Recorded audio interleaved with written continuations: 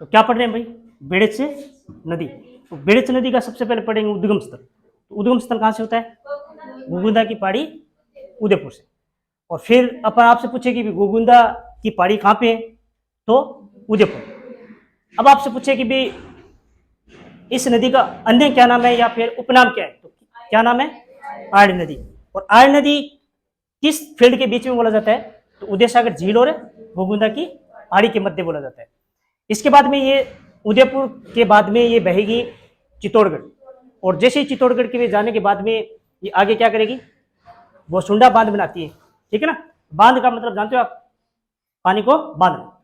इसके बाद में ये क्या करेगी, आगे बहेगी भीलवाड़ा में। और भीलवाड़ा में ये अपना जो जल है वो कहाँ गिरा देगी, बनास नदी के में एक त्रिवेणी नामक स्थान होता है जिसको कहते हैं अपन बिगोद, ठीक है। और त्रिवेणी का मतलब क्या होता है, त्रि का मतलब तीन, वेणी का अर्थ है नदी। तो तीन नदी का जो संगम स्थल होता है वो त्रिवेणी संगम कहलाता है। बिगोद नामक भीलवाड़ा के पास ये क्या करती है, अपना जल गिराती है। और यानी तीन नदियां कौन कौन सी, एक तो बनास, एक कौन सी होगी बेड़च, एक कौन सी होगी बिगोद। बिगोद के पास कौन सी नदी, मिनाल नदी, ठीक है। अब देखिए इस बेड़च नदी पर विकसित जो सभ्यता थी जिसका क्या नाम है, आहड़ सभ्यता। और ये आहड़ सभ्यता है, जो सभ्यता है वो ताम्र युगीन सभ्यता से संबंध रखता है। एक बात तो ये हुई। इसके बाद में बेड़च नदी का जो आपसे पूछे कि भी सहायक नदी कौन सी है, तो मोस्टली कौन सी नदी है, गंभीरी। और आपको मैंने बताया था ना, राजस्थान के अंदर गंभीर नदी और गंभीरी नदी दोनों नदी है वो अलग अलग है ना। अब गंभीरी नदी का उद्गम कहाँ से होता है, रतलाम की पहाड़ी मध्य प्रदेश, ठीक है। और राजस्थान में प्रवेश कहाँ होता है, निम्बाहेड़ा चित्तौड़गढ़। और ये जो नदी है अपना जल कहाँ गिराती है, बेड़च नदी। और कहाँ अपना संगम स्थल बनाती है, चित्तौड़गढ़ दुर्ग। तो आपसे पूछ रहे एक प्रश्न बहुत बार एग्जाम में पूछा जा चुका है कि चित्तौड़गढ़ दुर्ग कौन सी नदियों के संगम स्थल पर है, तो कौन सी नदियों के संगम स्थल पर है, गंभीरी और बेड़च नदी, ठीक है ना। और ये चित्तौड़गढ़ दुर्ग है वो मेसा के पठार पर स्थित है।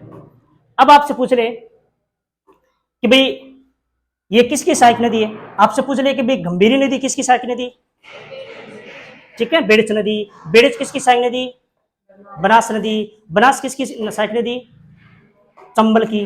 और चंबल किसकी, यमुना की। और यमुना किसकी, गंगा की। तो ये अपन याद रखनी है।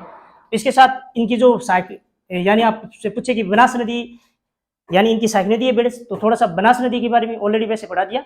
यहाँ पे देखिए इसकी उद्गम होता है बनास नदी का, कहाँ से होता है, खमनौर की पहाड़ियां रासमंद, ठीक है।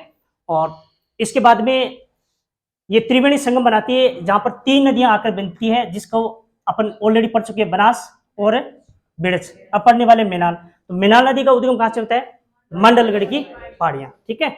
वर्तमान में मांडलगढ़ कहाँ पे है, शाहपुरा जिला, ठीक है ना। पहले भीलवाड़ा में आता था। और इस पर आपको फेमस बात दो चीज याद रखनी है कि भाई एक तो इस पर स्थित क्या है, जलप्रपात है। जलप्रपात समझ रहे हो ना, वाटरफॉल कहते हैं इंग्लिश के अंदर। और जो झरना भी बोल सकते हैं अपन, ठीक है ना, जो पानी ऊपर से नीचे गिरे। तो एक तो बात ये होगी। दूसरी बात, ये बिगोद नामक स्थान पर क्या करती है, त्रिवेणी संगम बनाती है, ठीक है। और इनकी एक सहायक नदी और पढ़ रहे थे अपन, कोठारी नदी, किसकी, बनास की। तो कोठारी नदी भी अपन थोड़ा सा देख लेते हैं कि कोठारी नदी का उद्गम कहाँ से होता है, दिवेर की पहाड़ी कहाँ पे है, रास में। इस पर विकसित सभ्यता कौन सी है, भागोर सभ्यता। ये भी कहाँ पे है, भीलवाड़ा में। इस पर स्थित बांध कौन सा है, मेजा बांध। ये भी कहाँ पे, भीलवाड़ा में। और अतः क्या करती है, ये बनास नदी में अपना जल गिरा देती है, ठीक है। सुनो आगे।